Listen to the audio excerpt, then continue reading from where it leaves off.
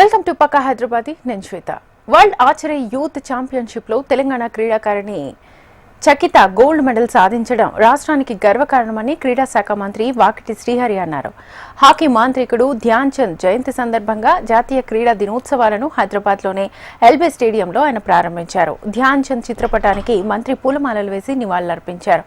దేశంలోని అన్ని రాష్ట్రాల్లో క్రీడా దినోత్సవాలను 3 రోజులు నిర్వహిస్తే తెలంగాణలో 9 రోజుల పాటు ఘనంగా నిర్వహిస్తామన్నారు. దేశానికి రాష్ట్రానికి ఖ్యాతి తెచ్చిన చికితకి ప్రభుత్వం ప్రోత్సాహకం అందిస్తుందన్నారు.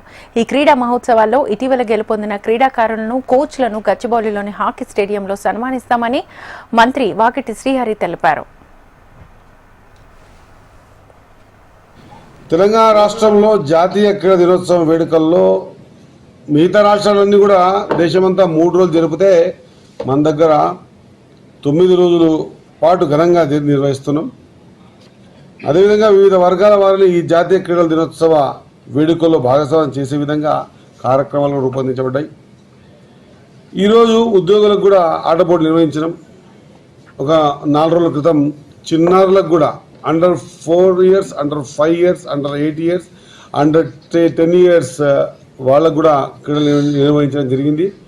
మేము ఈ క్రీడల్ని నేను అనుకుంటున్న భారతదేశంలో మొదటిసారి గచ్చిబౌలిలోనే నిర్వహించడం అనేటువంటి ఘనత మన తెలంగాణకి దక్కిందన్నమాట మరొకసారి గుర్తు చేస్తూ, రేపు గచ్చిబౌలిలో హాకీ స్టేడియంలో జరిగే జాతీయ క్రీడా దినోత్సవ వేడుకల్లో ఇటీవల వివిధ క్రీడాంశాల్లో విజయం సాధించిన క్రీడాకారులకి, కోచ్లను, ఇతరత్ర డిపార్ట్మెంట్స్ అందరినీ కూడా సన్మానించుకోవాలి. మిగతా డిపార్ట్మెంట్స్ వారి దినోత్సవంలో సన్మానించుకుని మొదటిసారి మనం కూడా తెలంగాణలో పెద్దలు ధ్యాన్ చంద్ గారి జన్మదినాన క్రీడా దినోత్సవం సందర్భంగా సన్మానించుకోవాలనే కార్యక్రమాన్ని రేపు ఏర్పాటు చేస్తున్నాం. దానిలో మా సోదరుడు కూడా రావాల్సిందిగా కోరుతా ఉన్నా. రాష్ట్ర వ్యాప్తంగా అన్ని జిల్లా కేంద్రాల్లో ఈ కార్యక్రమాలు నిర్వహిస్తాం. దేశంలోనే అత్యంత ఘనంగా జాతీయ దినోత్సవం జరుపుకుంటున్నాం.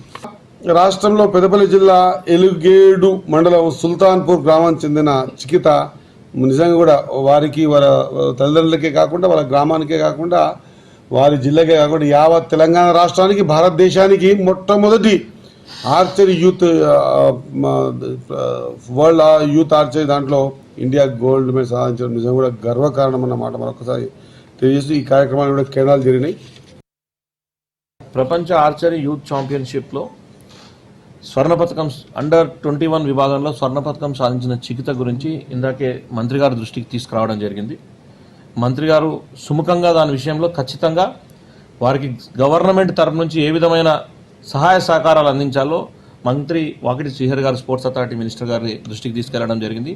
మేము మా VCMD గారు మంత్రి గారు దానికి సుముఖంగా మాట్లాడడం జరిగింది. ఇంతకుముందుకే తప్పకుండా ఆ అమ్మాయికి గవర్నమెంట్ తరఫు నుంచి జీవో ప్రకారం ఏమేమి అంశాలు ఇవ్వాలో అవన్నీ దాంతోపాటు ముఖ్యమంత్రి గారి దృష్టికి తీసుకెళ్లి ముఖ్యమంత్రి గారితో చర్చించి వీళ్ళంత ఎక్కువ పారితోషికం వచ్చే విధంగా ఏర్పాటు చేయాలన్న ఆలోచనతోన మంత్రి గారు చెప్పడం జరిగింది. అదే విషయాన్ని మీ అందరూ